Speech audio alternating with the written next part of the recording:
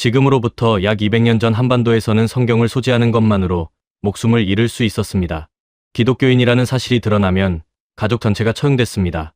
조선 왕조는 서양의 종교를 사학이라 불렀습니다. 사학한 학문이라는 뜻이었습니다. 그 시대의 조선 땅으로 들어온 프랑스 선교사들은 신분을 숨기고 농부로 위장했습니다. 밤에만 이동했습니다. 낮에는 민가에 숨어 지냈습니다. 그러나 그들은 멈추지 않았습니다. 그리고 그 선교사들의 발길이 처음으로 본격적으로 닿은 곳이 있었습니다. 서울에서 서쪽으로 약 50km 떨어진 작은 섬이었습니다. 강화도였습니다. 면적 302제곱킬로미터, 인구 수만 명의 작은 섬. 그러나 이 섬이 한국 기독교 역사에서 차지하는 자리는 그 크기와 비교할 수 없었습니다. 이 섬에서 성경의 씨앗이 처음으로 뿌리를 내렸습니다. 이 섬의 작은 예배당에서 드려진 기도가 한반도 전체로 퍼져나갔습니다. 그리고 그 씨앗이 자라 지금의 한국 교회가 됐습니다. 세계 두 번째로 많은 선교사를 파송하는 나라. 새벽 4시에 수만 명이 기도하는 나라. 그 모든 것의 시작점 중 하나가 바로 이 작은 섬이었습니다. 말씀이 바다를 건너온 이야기. 지금 시작됩니다. 본격적인 이야기를 시작하기 전에 구독과 좋아요 한 번씩 부탁드립니다.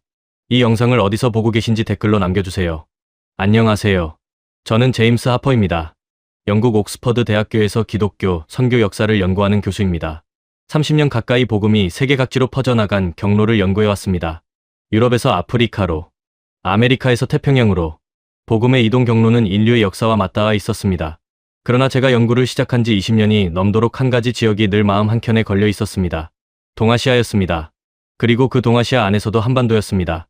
그 생각이 처음으로 수면 위로 올라온 것은 어느 가을 강의 날이었습니다. 옥스퍼드의 10월은 이른 아침부터 서늘했습니다. 강의실 창밖으로 단풍이 물들기 시작한 나무들이 보였습니다. 저는 그날 마가복음을 강의하고 있었습니다. 강의가 끝 무렵에 이르렀을 때 마가복음 16장의 마지막 구절에 다다랐습니다. 너희는 온 천하에 다니며 복음을 전파하라. 저는 그 구절을 읽고 잠시 멈췄습니다. 매 학기마다 이 구절을 읽었습니다. 수십 번은 읽었을 것이었습니다. 그러나 그날은 이상하게 그 구절이 다르게 들렸습니다. 온 천하에 다니며 정말 온 천하에 전해졌을까요? 이 말씀이 실제로 지구의 모든 끝까지 닿았을까요? 저는 강의실 옆 벽에 걸린 세계 지도를 바라봤습니다. 학생들이 저를 바라보고 있었습니다. 저는 그 지도를 가리키며 말했습니다. 학생들, 이 말씀은 정말 세계 끝까지 전해졌을까요? 강의실이 조용해졌습니다. 학생들이 지도를 바라봤습니다. 저도 지도를 바라봤습니다. 시선이 자연스럽게 지도의 오른쪽 끝으로 흘렀습니다. 아시아의 동쪽 끝이었습니다. 태평양과 맞닿은 한반도였습니다. 저는 무심코 손가락으로 그 방향을 가리켰습니다. 그런데 손가락이 멈춘 곳이 있었습니다. 한반도 서쪽 끝의 작은 섬이었습니다. 눈을 가늘게 뜨고 바라봤습니다. 지도의 크기로는 거의 점에 가까운 작은 섬이었습니다. 강화도였습니다.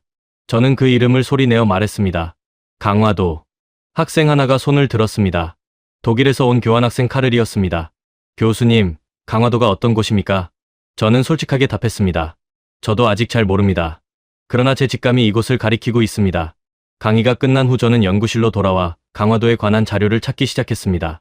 처음에는 간단한 검색이었습니다. 그러나 자료를 읽어나갈수록 손이 멈추지 않았습니다. 강화도는 단순한 섬이 아니었습니다. 한국의 역사에서 이 섬이 차지하는 위치는 그 크기와 전혀 달랐습니다. 선사시대의 고인돌 유적이 있는 섬이었습니다. 고려시대에는 몽골의 침략을 피해 수도를 옮긴 섬이었습니다. 그리고 19세기 조선 말기에는 서양과의 충돌이 처음으로 일어난 섬이었습니다. 1866년이었습니다. 프랑스 함대가 강화도를 침략했습니다. 병인양요였습니다. 표면적인 이유는 통상 요구였습니다. 그러나 그 배경에는 조선이 프랑스 선교사들을 처형한 사건이 있었습니다. 그해 조선에서는 프랑스 선교사 9명과 조선인 천주교 신자 수천 명이 처형됐습니다. 그것이 병인박해였습니다. 저는 그 기록을 읽으며 멈췄습니다. 선교사들이 처형된 땅, 그러나 그 땅에서 복음의 씨앗이 살아남은 땅, 그리고 그 씨앗이 결국 온 나라로 퍼진 땅, 강화도가 그 이야기의 중심에 있었습니다. 저는 노트에 적었습니다. 복음은 막을 수 없었다. 처형으로도 박해로도 바다로도 막을 수 없었다. 말씀은 바다를 건너왔다. 그날 밤 저는 연구실에서 오래 자리를 뜨지 못했습니다. 창밖으로 옥스퍼드의 밤이 깊어가고 있었습니다. 저는 그 어둠 속에서 지도를 다시 펼쳤습니다. 그리고 강화도를 바라봤습니다. 지도 위에 작은 점이었습니다. 그러나 그 점 안에 담긴 이야기가 얼마나 클지를 저는 이제 막 느끼기 시작하고 있었습니다. 온 천하에 다니며 복음을 전파하라. 그 말씀이 정말 세계 끝까지 전해졌는지를 확인하고 싶었습니다. 그리고 그 답이 이 작은 섬 안에 있다는 것을 직감했습니다. 저는 강화도에 가기로 결심했습니다. 강화도에 가기로 결심한 날 밤부터 저는 본격적으로 자료를 모으기 시작했습니다. 현장을 방문하기 전에 먼저 역사를 충분히 이해해야 했습니다. 강화도의 기독교 역사를 들여다보면 볼수록 이 섬이 단순한 지리적 장소가 아니라는 것이 분명해졌습니다. 이 섬은 복음이 조선 땅에 처음으로 본격적으로 닿은 접점이었습니다. 19세기 조선은 세계에서 가장 폐쇄적인 나라 중 하나였습니다. 쇄국 정책을 고집했습니다. 서양 선박이 해안에 접근하는 것을 허용하지 않았습니다. 외국인이 조선 땅에 들어오는 것은 원칙적으로 금지됐습니다. 그리고 서양의 종교는 사학으로 규정됐습니다. 천주교 신자들이 발각되면 처형됐습니다. 그 처형이 한 번으로 끝나지 않았습니다. 1801년 신유박해, 1839년 기해박해, 1846년 병호박해, 그리고 1866년 병인박해. 수십 년에 걸쳐 수천 명이 목숨을 잃었습니다. 그러나 복음은 멈추지 않았습니다. 저는 19세기 조선에 들어온 선교사들의 기록을 찾아봤습니다. 그 기록들은 읽는 것만으로도 숨이 조여드는 것들이었습니다. 선교사들은 신분을 숨기고 조선에 잠입했습니다. 중국 상인으로 위장했습니다. 농부로 위장했습니다. 밤에만 이동했습니다. 낮에는 민가에 숨어 지냈습니다. 발각되면 죽음이었습니다. 그 위험을 무릅쓴 이유가 단 하나였습니다. 너희는 온 천하에 다니며 복음을 전파하라. 저는 프랑스 파리 예방전교회 소속 선교사들의 기록을 집중적으로 찾아봤습니다. 파리 예방전교회는 19세기 조선에 복음을 전하기 위해 수많은 선교사들을 파송한 단체였습니다. 그 선교사들 중 상당수가 조선 땅에서 순교했습니다. 그러나 그 뒤를 이어 또 다른 선교사들이 들어왔습니다. 한 사람이 쓰러지면 다른 사람이 그 자리를 채웠습니다. 저는 그 기록들 중에서 강화도와 관련된 내용들을 찾아 따로 정리했습니다. 강화도가 선교사들의 주목을 받은 이유가 있었습니다. 지리적 위치 때문이었습니다. 강화도는 서울과 가까웠습니다. 한강 하구에 위치한 이 섬은 조선의 수도 한양으로 들어가는 길목이었습니다. 동시에 섬이라는 특성 때문에 본토의 감시를 피하기가 비교적 수월했습니다. 선교사들에게 강화도는 전략적으로 중요한 거점이었습니다. 저는 1866년 병인박해의 기록을 다시 들여다봤습니다. 그에 처형된 프랑스 선교사들 중 몇 명의 이름이 눈에 들어왔습니다. 베르네 주교, 브르트니에르 신부, 볼리웨 신부, 앙리 신부. 이 이름들은 지금 한국 천주교 역사에서 순교자로 기록된 이름들이었습니다. 이들은 조선 땅에서 복음을 전하다 처형됐습니다. 저는 이 순교자들의 기록을 읽으며 한 가지 사실에 주목했습니다. 이들이 처형된 해에 프랑스 함대가 강화도를 침략했습니다. 병인양이었습니다. 프랑스 함대는 강화도를 점령하고 외기장각에 보관돼 있던 조선의 귀중한 서책들을 약탈했습니다. 그러나 조선 수비대의 저항으로 결국 철수했습니다. 그 충돌의 현장이 강화도였습니다. 서양과 조선이 처음으로 본격적으로 맞부딪힌 땅. 복음을 전하려는 자들과 그것을 막으려는 자들이 충돌한 땅. 그러나 그 충돌 속에서도 씨앗이 심어지고 있었습니다. 저는 동료 교수 로버트에게 이 연구 이야기를 꺼냈습니다. 로버트는 아시아 선교 역사를 전공한 학자였습니다. 연구실에서 마주친 어느 오후였습니다. 로버트, 강화도에 관한 자료를 찾다가 흥미로운 것을 발견했어. 이 섬이 조선 기독교 역사에서 생각보다 훨씬 중요한 곳이야. 로버트가 커피잔을 내려놓으며 물었습니다. 어떤 의미에서? 복음이 조선에 처음으로 본격적으로 닿은 접점이었어. 박해와 순교가 일어난 곳이었지만 동시에 씨앗이 심어진 곳이기도 했어. 그 씨앗이 결국 온 나라로 퍼졌어. 로버트가 고개를 끄덕이며 말했습니다. 제임스, 선교 역사를 보면 언제나 그래. 가장 격렬하게 저항한 곳에서 가장 깊이 뿌리를 내려. 박해가 오히려 씨앗을 더 깊이 심었던 거야. 저는 그 말이 마음에 깊이 박혔습니다. 박해가 씨앗을 더 깊이 심었다. 막으려는 힘이 강할수록 뿌리가 더 깊어진다. 강화도의 역사가 정확히 그것을 보여주고 있었습니다. 처형으로도 박해로도 막을 수 없었습니다. 오히려 그 박해가 씨앗을 더 단단하게 만들었습니다. 저는 1880년대 이후 개신교, 선교사들이 조선에 들어오기 시작한 기록들도 찾아봤습니다. 1884년 미국 선교사 호러스 알렌이 조선에 도착했습니다. 1885년에는 호러스 언더우드와 헨리 아펜젤러가 들어왔습니다. 이들이 조선의 첫 발을 디딘 곳이 어디였을까요? 인천이었습니다. 강화도 바로 옆이었습니다. 저는 그 사실을 확인하는 순간 지도를 다시 펼쳤습니다. 인천과 강화도를 나란히 바라봤습니다. 복음이 조선 땅에 처음 닿은 지점들이 모두 이 서쪽 해안선 위에 모여 있었습니다. 바다를 건너온 말씀이 가장 먼저 이 땅에 발을 디딘 곳이었습니다. 저는 노트에 천천히 적었습니다. 복음은 동쪽으로 흘렀다. 유럽에서 대서양을 건너 아메리카로, 아메리카에서 태평양을 건너 아시아로, 그리고 아시아의 끝에서 조선의 서해를 건너 강화도로. 말씀은 바다를 건너고 또 건넜다. 그리고 마침내 이 작은 섬에 닿았다. 창밖으로 옥스퍼드의 저녁이 내려앉고 있었습니다. 저는 그 풍경을 바라보며 항공편을 검색하기 시작했습니다. 서울행 비행기였습니다. 강화도를 직접 밟아야 한다는 확신이 점점 강해지고 있었습니다. 말씀이 바다를 건너온 그 땅을 저도 건너가야 했습니다. 서울행 항공편을 예약한 것은 자료 조사를 시작한 지 한 달 후였습니다. 출발 전 몇 주 동안 저는 강화도와 관련된 자료들을 최대한 수집했습니다. 옥스퍼드 도서관에서 찾을 수 있는 19세기 조선 관련 선교, 기록들을 모두 복사했습니다. 파리 해방전교회 아카이브에 연락해 디지털 자료를 요청했습니다. 미국 장로교 선교 역사 자료관에도 이메일을 보냈습니다. 자료들이 하나씩 쌓였습니다. 읽으면 읽을수록 강화도가 단순한 역사적 유적지가 아니라는 것이 더 선명해졌습니다. 이 섬은 살아있는 이야기였습니다. 그 이야기가 지금 이 순간에도 그 섬 안에서 숨쉬고 있을 것이었습니다. 인천공항에 도착한 것은 11월의 이른 아침이었습니다. 비행기에서 내리는 순간 차가운 공기가 얼굴을 감쌌습니다. 한국의 11월은 영국의 11월보다 훨씬 건조하고 맑았습니다. 저는 공항을 빠져나오며 서쪽 하늘을 바라봤습니다. 강화도는 저 방향에 있었습니다. 인천공항에서 차로 1시간도 채 걸리지 않는 거리였습니다. 서울에서 하룻밤을 보낸 후 다음날 아침 일찍 강화도로 향했습니다. 강화대교를 건너는 순간이었습니다. 다리 아래로 한강과 서해가 만나는 너른 물길이 펼쳐져 있었습니다. 11월의 강물은 회색빛이었습니다. 저는 그 물길을 바라보며 생각했습니다. 150년 전 이 바다를 건너온 사람들이 있었습니다. 성경을 품에 안고 이 물길을 건넌 사람들이 있었습니다. 섬에 발을 디디는 순간 이상한 감정이 밀려왔습니다. 무거움이었습니다. 그러나 동시에 따뜻함이었습니다. 이 땅에 서면 그 역사의 무게가 발바닥을 통해 올라오는 것 같았습니다. 저는 먼저 강화 성공회 성당으로 향했습니다. 강화도에서 가장 오래된 개신교 예배 공간 중 하나였습니다. 1900년에 세워진 건물이었습니다. 한옥 양식과 서양교회 건축이 결합된 독특한 형태의 건물이었습니다. 기와지붕 위에 십자가가 올려져 있었습니다. 저는 그 건물 앞에서 한참 섰습니다. 동양의 지붕 위에 서양의 십자가가 있었습니다. 그것이 이 섬의 이야기를 압축해서 보여주는 것 같았습니다. 바다를 건너온 말씀이 이 땅의 언어와 형태를 입었습니다. 외래의 것이 이 땅 안에 녹아들었습니다. 성당 관리를 맡고 있는 한국인 집사 박 선생이 저를 안내해줬습니다. 박 선생은 50대 중반의 차분한 인상을 가진 분이었습니다. 한국어로 말씀하시는 것을 제가 고용한 통역사가 전달해줬습니다. 박 선생이 성당 안으로 저를 안내하며 말했습니다. 이 성당은 강화도에서 가장 오래된 기독교 건물 중 하나입니다. 100년이 넘었습니다. 그동안 전쟁도 있었고 화재도 있었습니다. 그러나 이 건물은 지금까지 서 있습니다. 저는 성당 안으로 들어섰습니다. 낮은 천장에 나무 기둥들이 늘어서 있었습니다. 제단 위에는 십자가가 있었습니다. 오래된 나무 냄새가 났습니다. 창문으로 들어오는 11월의 빛이 제단 위에 조용히 내려앉고 있었습니다. 저는 그 빛 속에서 생각했습니다.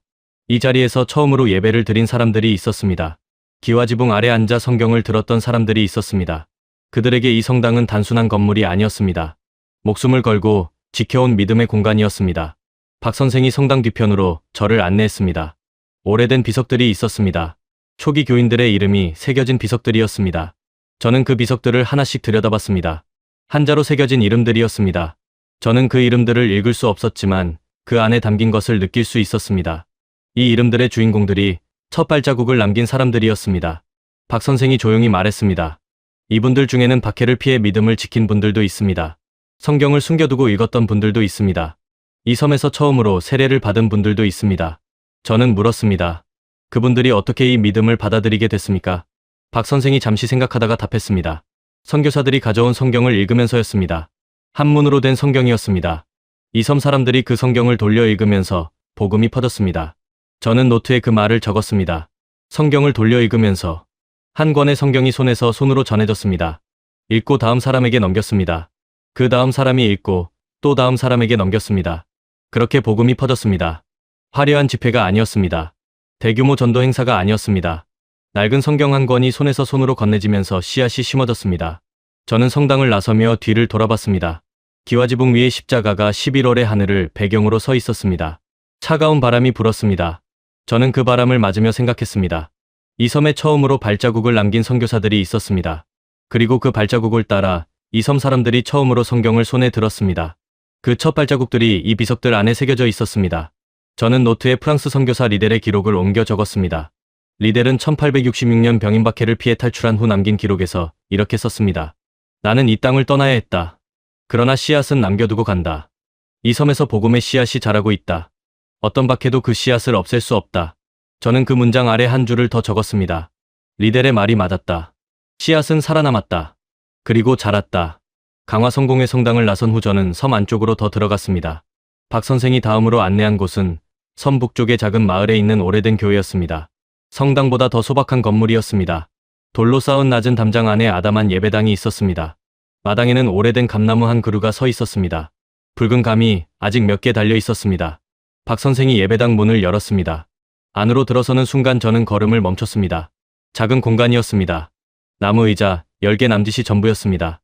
제단은 소박했습니다. 그러나 그 소박함이 오히려 더 깊은 무언가를 전해줬습니다. 이 공간은 아름답게 꾸미기 위해 만든 것이 아니었습니다. 살아남기 위해 만든 것이었습니다. 박 선생이 조용히 말했습니다. 이 교회는 강화도에서 가장 오래된 개신교 예배 공간 중 하나입니다. 처음에는 건물도 없었습니다. 민가의 방 하나를 빌려서 예배를 드렸습니다. 저는 그 말을 들으며 자리에 앉았습니다. 나무 의자가 삐걱거렸습니다. 방 하나를 빌려서 예배를 드렸습니다. 저는 그 장면을 머릿속에서 그렸습니다. 낮은 천장의 작은 방이었습니다. 몇 명의 사람들이 바닥에 앉아 있었습니다. 한 사람이 낮은 목소리로 성경을 읽었습니다. 밖에서 발소리가 들리면 읽기를 멈추고 숨을 죽였습니다. 그 장면이 낯설지 않았습니다. 에단이 이야기한 것과 같은 장면이었습니다. 창문을 닫고 성경을 읽던 사람들. 그 사람들의 이야기가 이 섬에서도 살아 있었습니다. 저는 박 선생에게 물었습니다. 박해가 얼마나 심했습니까? 박 선생이 예배당 한쪽 구석에 있는 오래된 책장으로 다가갔습니다. 낡은 기록부를 꺼냈습니다. 손때가 묻어 표지가 검게 변한 공책이었습니다. 박 선생이 조심스럽게 펼치며 말했습니다. 이것이 초기 교인들의 기록입니다. 이름과 날짜와 짧은 메모들이 적혀 있습니다. 저는 그 기록부를 들여다봤습니다. 한자와 한글이 섞인 기록이었습니다. 읽을 수 없었습니다. 그러나 통역사가 몇 줄을 읽어줬습니다. 암흑에 성경을 소지하다 발각됨. 성경을 빼앗김. 암흑에 예배 중 관아에 끌려감. 사흘 후 돌아옴. 암흑에 가족이 믿음을 버리라 종용함. 거절함. 저는 그 기록들을 듣는 순간 손끝이 차가워졌습니다. 이것은 추상적인 역사가 아니었습니다. 실제로 이 섬에서 살았던 사람들의 이야기였습니다.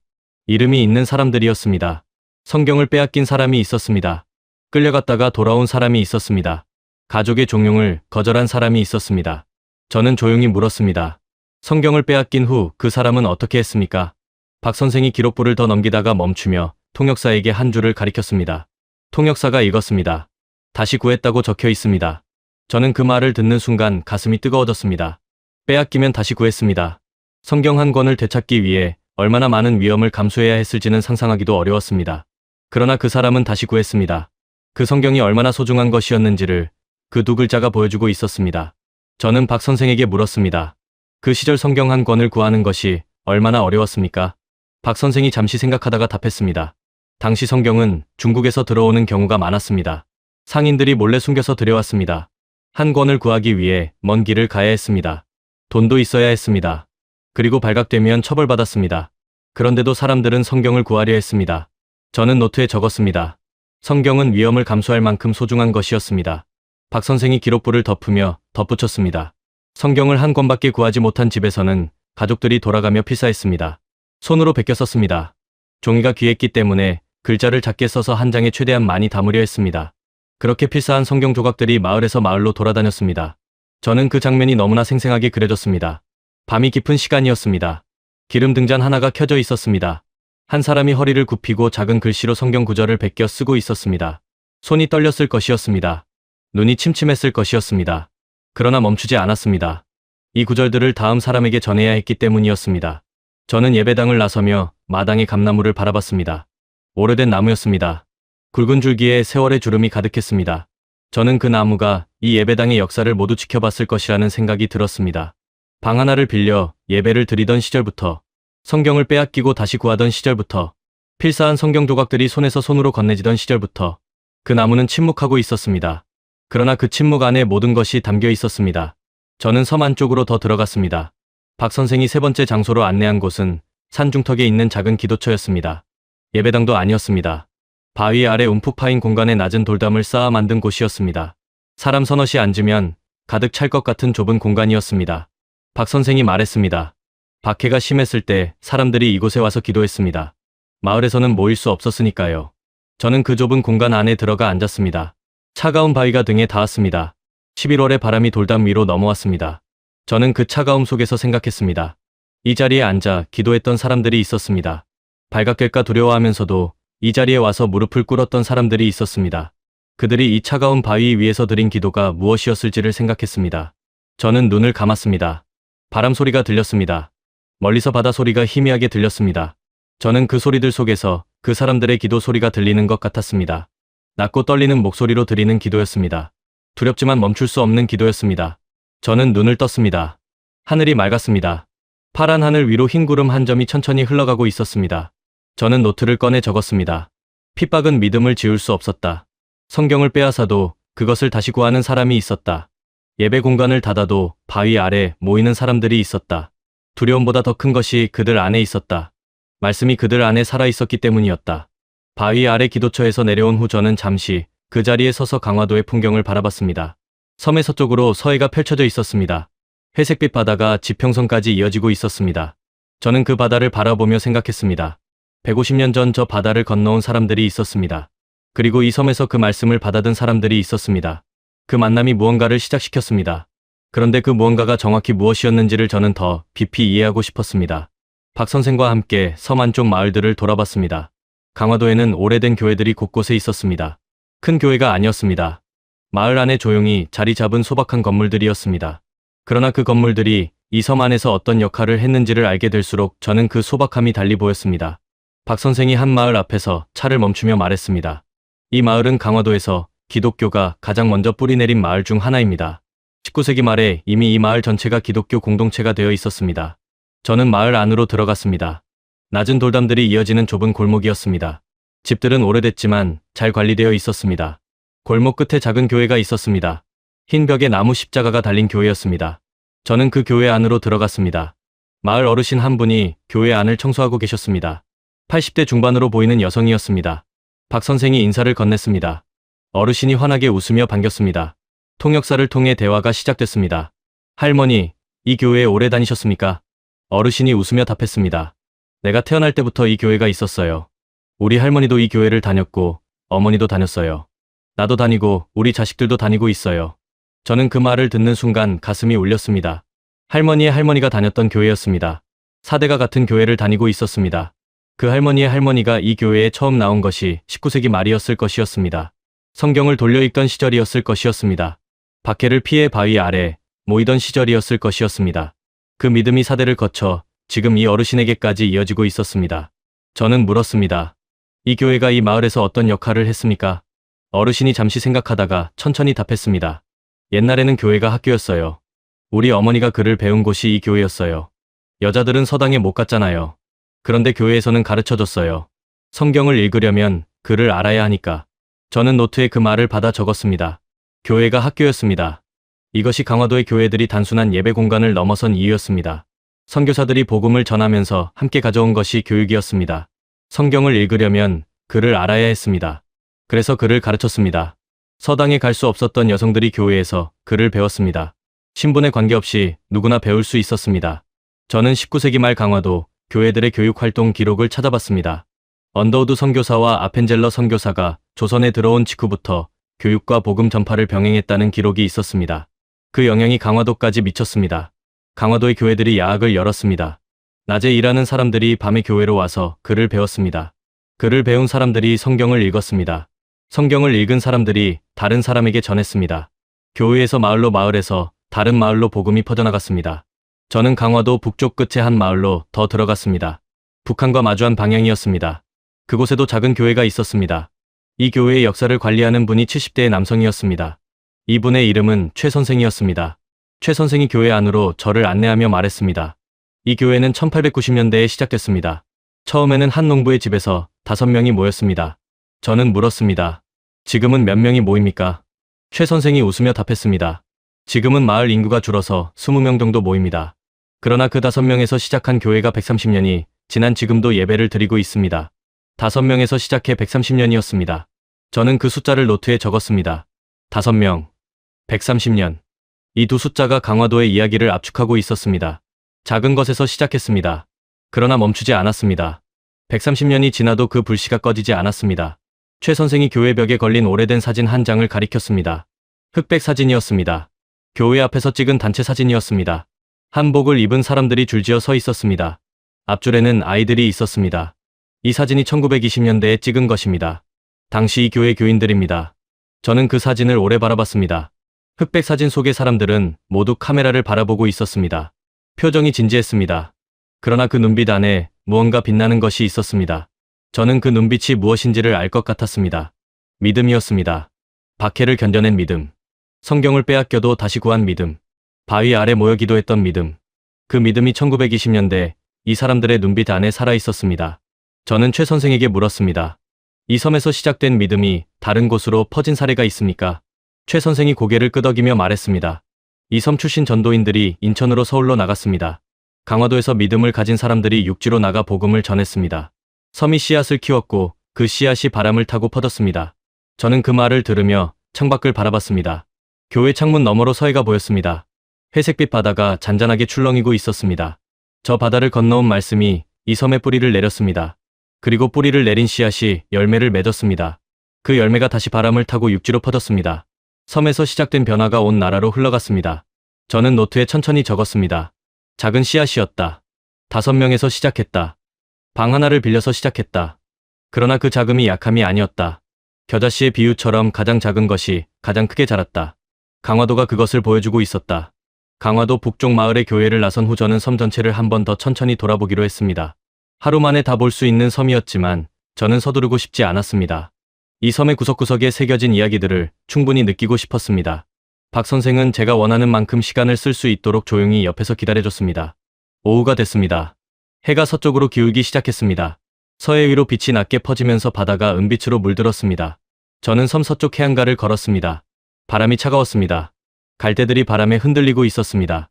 저는 걸으면서 이 섬에서 본 것들을 머릿속으로 다시 정리했습니다. 기와지붕 위의 십자가, 손때 묻은 기록부, 빼앗긴 성경을 다시 구한 사람, 바위 아래 기도처, 할머니의 할머니부터 이어진 사대의 믿음, 5명에서 시작한 130년의 교회, 이 모든 것이 하나의 이야기였습니다.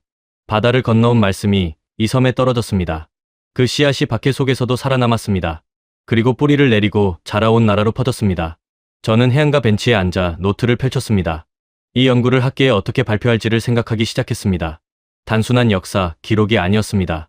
이것은 복음이 세계 끝까지 전해졌다는 것을 보여주는 살아있는 증거였습니다. 너희는 온 천하에 다니며 복음을 전파하라는 말씀이 이 작은 섬에서 실제로 이루어졌다는 것을 보여주는 이야기였습니다. 다음 날 아침이었습니다. 저는 강화도에서의 마지막 일정을 가지기 전에 한 가지를 더 하기로 했습니다. 강화도의 기독교 유적지들을 정리한 지역 연구자를 만나는 것이었습니다. 박 선생이 연결해준 분이었습니다. 이름은 정 선생이었습니다. 강화도에서 나고 자란 향토 역사 연구자였습니다. 평생을 이 섬의 역사를 기록하는 데 바친 분이었습니다. 정 선생의 작업실은 섬 중심부의 작은 골목 안에 있었습니다. 문을 열고 들어서는 순간 책과 자료들이 천장까지 가득 쌓인 공간이 눈에 들어왔습니다. 오래된 지도들, 사진들, 기록부들, 그 모든 것이 이 섬의 역사를 담고 있었습니다. 정 선생은 70대 초반의 작은 체구였습니다. 그러나 눈빛이 날카로웠습니다. 통역사를 통해 인사를 나눴습니다. 정 선생이 먼저 물었습니다. 영국에서 선교 역사를 연구하는 교수님이 왜 강화도에 오셨습니까? 저는 솔직하게 답했습니다. 강의실에서 지도를 펼쳤다가 이 섬의 손가락이 멈췄습니다. 그리고 자료를 읽다 보니 이 섬이 제가 평생 연구해온 질문에 답을 담고 있다는 것을 느꼈습니다. 복음이 세계 끝까지 전해졌는가 하는 질문이었습니다. 정 선생이 잠시 저를 바라보다가 천천히 고개를 끄덕였습니다. 잘 오셨습니다. 정 선생이 자료들을 꺼내기 시작했습니다. 강화도의 기독교 역사를 정리한 연표였습니다. 1866년 병인박해부터 시작해 현재까지 이어지는 150여 년의 기록이었습니다. 저는 그 연표를 들여다보며 놀랐습니다. 강화도 안에만 현재까지 남아있는 100년 이상 된 교회가 7곳이었습니다. 저는 그 숫자 앞에서 한참 멈췄습니다. 면적 302제곱킬로미터의 작은 섬 안에 100년을 넘긴 교회가 7곳이었습니다. 그 교회들이 모두 박해의 시절을 견뎌낸 교회들이었습니다. 성경을 빼앗기고 다시 구하던 시절을 견뎌낸 교회들이었습니다. 정 선생이 한 장의 오래된 지도를 펼쳤습니다. 19세기 말 강화도의 지도였습니다. 그 위에 붉은 점들이 찍혀 있었습니다. 이 붉은 점들이 당시 기독교인들이 모였던 장소들입니다. 처음에는 점 몇 개로 시작했습니다. 그런데 20세기 초에 이르면 섬 전체로 퍼져 있었습니다. 저는 그 지도를 오래 바라봤습니다. 처음에는 점 몇 개였습니다. 그것이 퍼져서 섬 전체를 덮었습니다. 씨앗 몇 개가 뿌려졌고 그것이 자라온 섬을 뒤덮었습니다. 정 선생이 말을 이었습니다. 강화도에서 믿음을 가진 사람들이 육지로 나가면서 복음이 인천으로 서울로 퍼졌습니다. 강화도 출신 전도인들의 발자취가 기록으로 남아 있습니다. 이 섬이 씨앗을 키운 곳이었다면 그 열매는 온 나라에 맺혔습니다. 저는 그 말을 들으며 창밖을 바라봤습니다. 정 선생의 작업실 창문으로 강화도의 하늘이 보였습니다. 파란 하늘에 흰 구름이 천천히 흘러가고 있었습니다. 저는 정 선생에게 말했습니다. 선생님, 저는 30년 가까이 선교 역사를 연구했습니다. 아프리카, 인도, 남미, 태평양 여러 섬들의 선교 역사를 연구했습니다. 그런데 이 작은 섬에서 이렇게 큰 신앙의 역사가 시작됐다는 것을 보면서 놀라움을 느끼고 있습니다. 정 선생이 조용히 미소를 지으며 답했습니다. 교수님, 복음은 항상 작은 곳에서 시작됐습니다. 예수님도 작은 마을 베들레헴에서 태어나셨고 작은 갈릴리에서 사역하셨습니다. 강화도도 작은 섬이었습니다. 그러나 작다는 것이 약하다는 것이 아니었습니다. 저는 그 말을 듣는 순간 30년간의 연구가 한 줄로 압축되는 것을 느꼈습니다. 작다는 것이 약하다는 것이 아니었습니다. 복음은 언제나 작은 곳에서 시작됐습니다. 그리고 그 작은 시작이 세상을 바꿨습니다. 정 선생의 작업실을 나선 것은 오후 늦은 시간이었습니다. 해가 서쪽으로 많이 기울어 있었습니다. 저는 돌아오는 길에 다시 강화 성공회 성당 앞에 멈췄습니다. 기와지붕 위에 십자가가 석양빛을 받아 붉게 빛나고 있었습니다. 저는 그 빛을 바라보며 노트에 적었습니다. 나는 강의실에서 지도를 펼치며 복음이 정말 세계 끝까지 전해졌는가를 물었다. 강화도가 그 답이었다. 말씀은 바다를 건너왔다. 그리고 이 작은 섬에서 뿌리를 내렸다. 그 뿌리가 온 나라로 뻗어나갔다. 복음은 정말 세계 끝까지 전해졌다. 정 선생의 작업실에서 나온 다음 날 아침이었습니다. 저는 강화도를 떠나기 전 마지막으로 섬을 한 번 더 걷고 싶었습니다. 숙소에서 일찍 나와 혼자 걸었습니다. 안내자도 없이 통역사도 없이 혼자였습니다.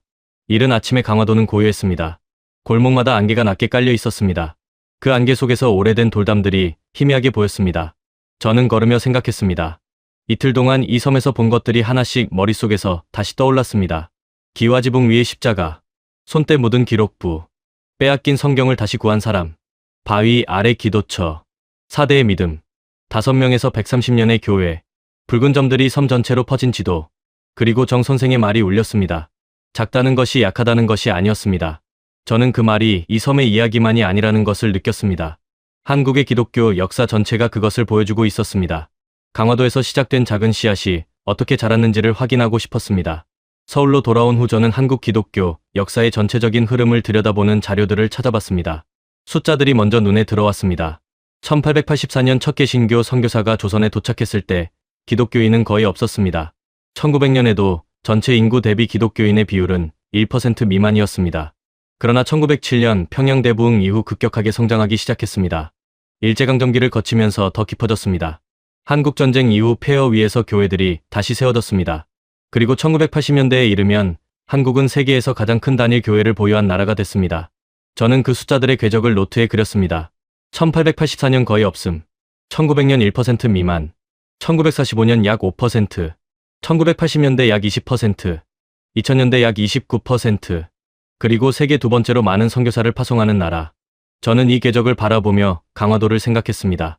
이 모든 것의 시작점 중 하나가 바로 그 작은 섬이었습니다. 5명에서 시작한 교회가 있었습니다. 성경을 돌려 읽던 사람들이 있었습니다.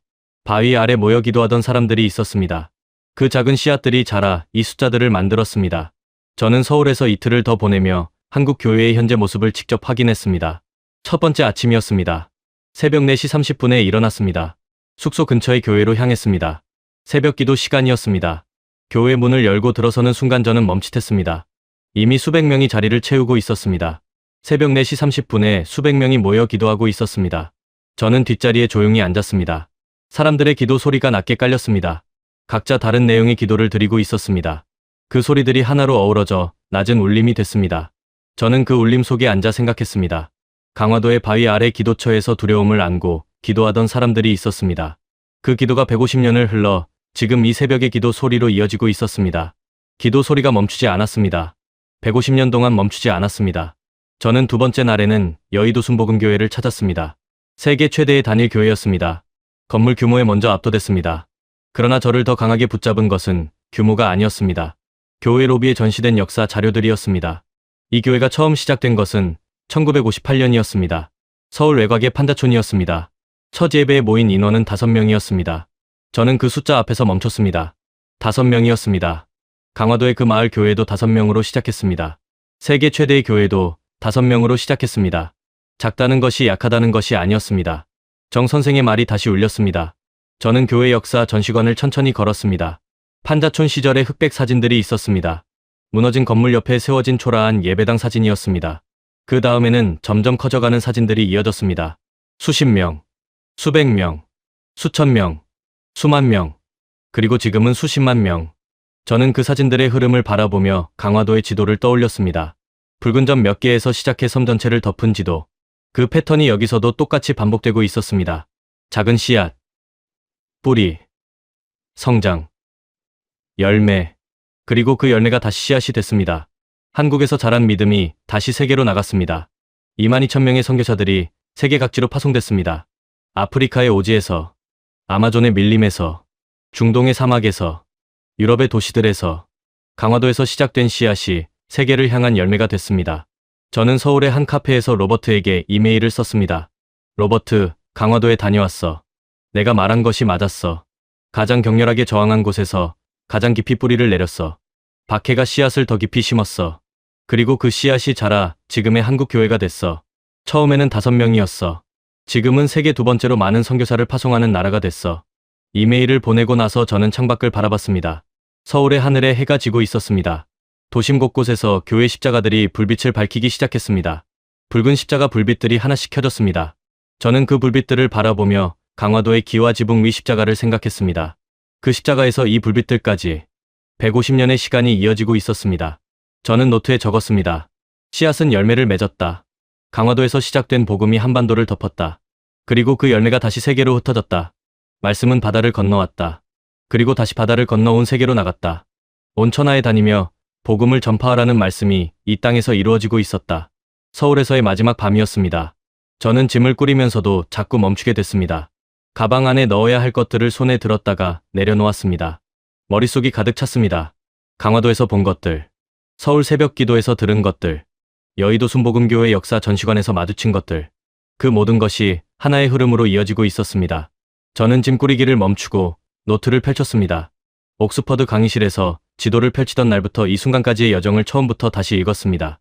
손가락이 멈춘 곳, 강화도, 바다를 건너온 선교사들, 처형과 박해, 빼앗긴 성경을 다시 구한 사람, 바위 아래 기도처, 4대의 믿음, 5명에서 시작한 교회들, 그리고 세계로 나간 22,000명의 선교사들.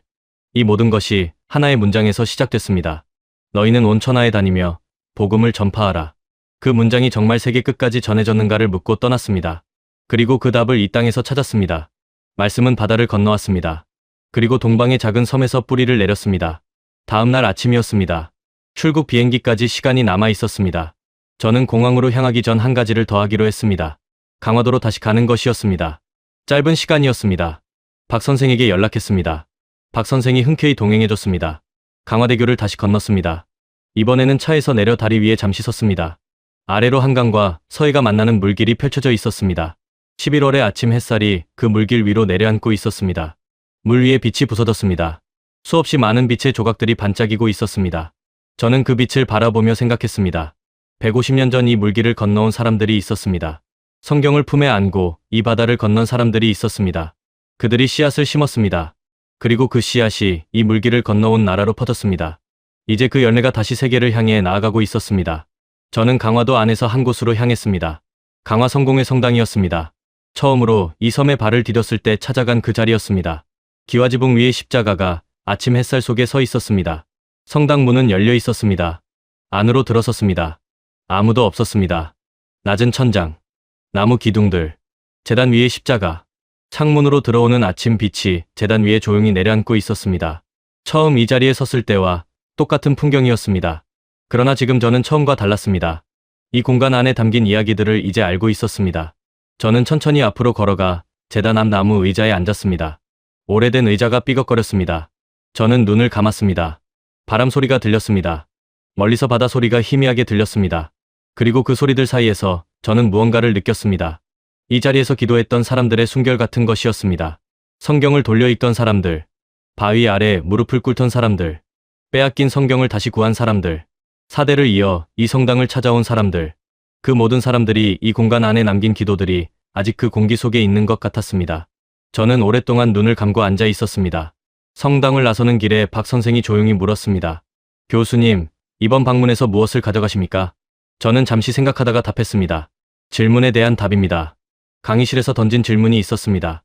복음이 정말 세계 끝까지 전해졌는가 하는 질문이었습니다. 이 섬이 그 답을 보여줬습니다. 박 선생이 조용히 미소를 지었습니다. 저는 이 섬에서 태어나고 자랐습니다. 그러나 교수님 덕분에 제가 자란 이 땅이 얼마나 소중한 곳인지를 다시 깨달았습니다. 저는 공항으로 향하는 차 안에서 창밖을 바라봤습니다. 강화대교를 다시 건너는 순간이었습니다. 다리 위에서 바라본 물길이 아침 햇살 속에 반짝이고 있었습니다. 저는 그 빛을 바라보며 노트를 꺼냈습니다. 마지막 문장들을 적기 시작했습니다. 옥스퍼드 강의실로 돌아가면 지도를 다시 펼칠 것이었습니다. 그리고 학생들에게 말할 것이었습니다. 복음이 정말 세계 끝까지 전해졌는가 하는 질문이 있었다고. 그 답을 찾아 지구 반대편 동방의 작은 섬에 다녀왔다고. 그리고 이렇게 말할 것이었습니다. 말씀은 바다를 건너왔습니다. 박해로도 처형으로도 막을 수 없었습니다. 성경을 빼앗아도 다시 구하는 사람들이 있었습니다. 예배를 금해도 바위 아래 모이는 사람들이 있었습니다. 5명에서 시작한 교회가 130년을 이어갔습니다. 그 씨앗이 온 나라로 퍼졌습니다. 그리고 그 열매가 다시 세계로 나갔습니다. 온 천하에 다니며 복음을 전파하라는 말씀은 이루어졌습니다. 동방의 작은 섬에서 인천공항에 도착했습니다. 저는 출국 게이트로 향하면서 뒤를 한번 돌아봤습니다. 공항 창문 너머로 서해가 보였습니다. 회색빛 바다가 지평선까지 이어져 있었습니다. 저 바다 건너 강화도가 있었습니다. 저는 그 바다를 바라보며 마지막으로 노트에 적었습니다. 해질 무렵 강화도의 오래된 교회에서 종소리가 울린다. 그 소리가 바다를 건너간다. 150년 전 말씀이 바다를 건너 이 섬에 왔듯이 이제 이 섬의 기도가 바다를 건너 세계로 나간다. 씨앗은 열매가 됐다. 그리고 열매는 다시 씨앗이 됐다. 말씀은 바다를 건너 동방의 섬에서 꽃 피었다. 그 꽃이 지금도 피어 있다. 노트를 덮었습니다. 비행기가 이륙했습니다. 창밖으로 한반도의 서해안이 내려다 보였습니다. 강화도가 보였습니다. 작은 섬이었습니다. 그러나 저는 이제 알았습니다. 그 자금이 약함이 아니었습니다. 가장 작은 씨앗에서 가장 큰 나무가 자라났습니다. 그리고 그 나무에서 온 세계로 열매가 흩어졌습니다. 비행기가 구름 위로 올라갔습니다. 강화도가 시야에서 사라졌습니다. 그러나 그 섬이 저에게 보여준 것은 사라지지 않았습니다. 말씀은 바다를 건너왔습니다. 그리고 그 말씀은 지금도 살아있습니다.